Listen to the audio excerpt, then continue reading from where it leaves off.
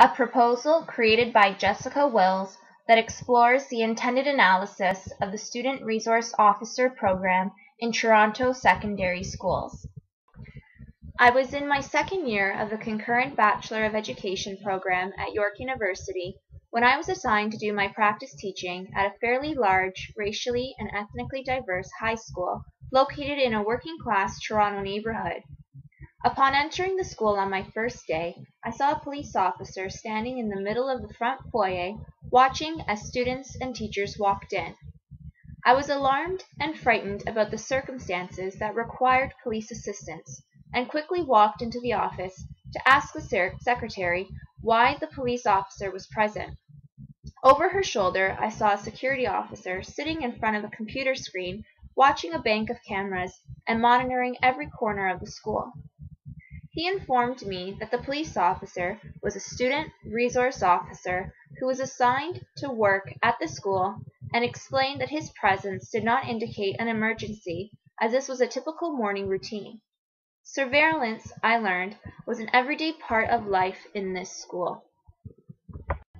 Perhaps my experience as a student teacher made me especially wary of being watched, but I left that school with a sense of uneasiness and asking myself many questions.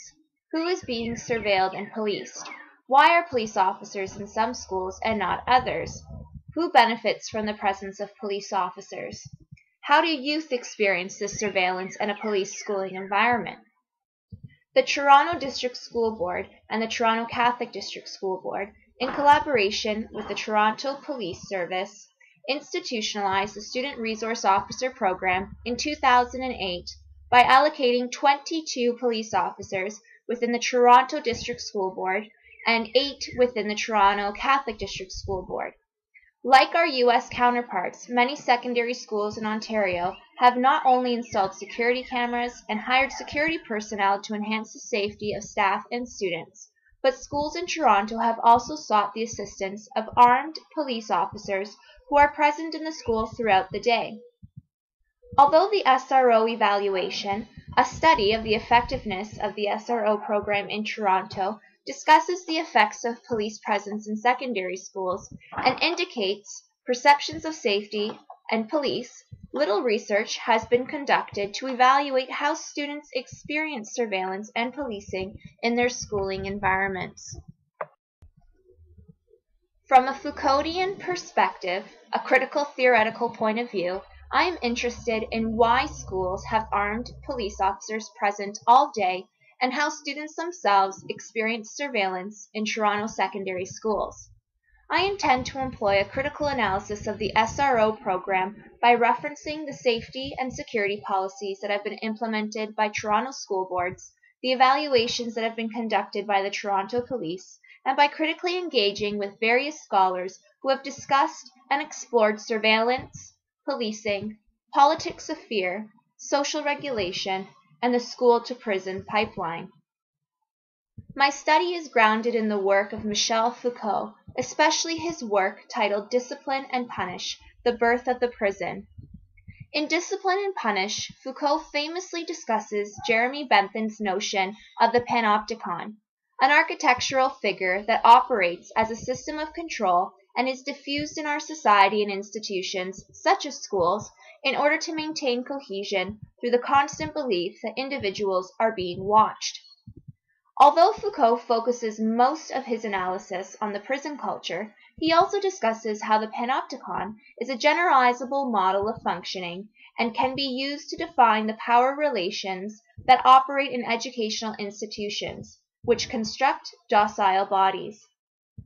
Foucault's discussion on the structural design and function of schools illuminates how SRO programs enhance the panoptic schema and assist in the production of right thinking, conformist behaving, lawful acting, and obedient individuals.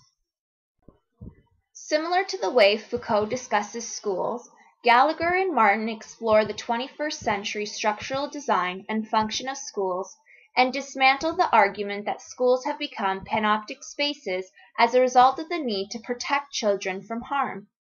Martin explains how in the aftermath of the December 2012 school shootings in Newtown, Connecticut, we have come to fearfully experience the world around us as less safe, and in response, school boards across the United States and Canada have reacted to the threat to school safety by investing in increased security strategies such as surveillance cameras and armed police officers.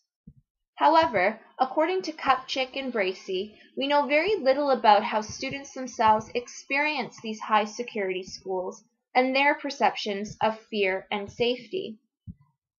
Kelly, unlike Foucault, goes even further and argues that concepts of danger and safety and fear are constructed along gender, racial, class, and age lines.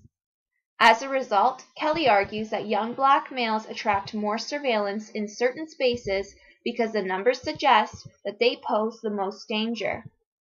I agree with Kelly that the best way to study the institutionalized mistrust, surveillance, and regulation of contemporary populations of young people is not only through Foucault's work on disciplinary and governmental forms of power, but through ethnographies about adolescents' experiences and understandings of their surveilled and police schooling environments. I intend on conducting a library review of literature in order to better understand why Toronto schools have police officers present all day and how students themselves experience surveillance in Toronto secondary schools.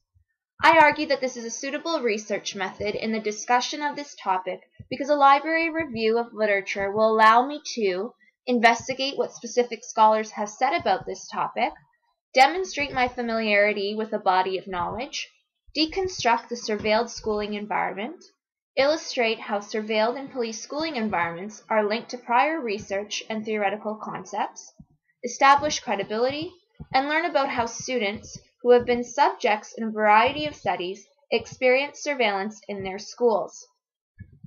My research will illuminate the effects of surveillance and how adolescents are socially constructed as bodies that must be surveilled and policed for the purpose of maintaining public safety. By analyzing the emergence of SROs in schools, I will be able to demonstrate how adolescents are defined and subsequently treated, monitored, and regulated in the 21st century. In addition, I hope that my research inspires readers to ask more questions about the functionality of schools in addition to other institutions and explore how adolescents experience those spaces.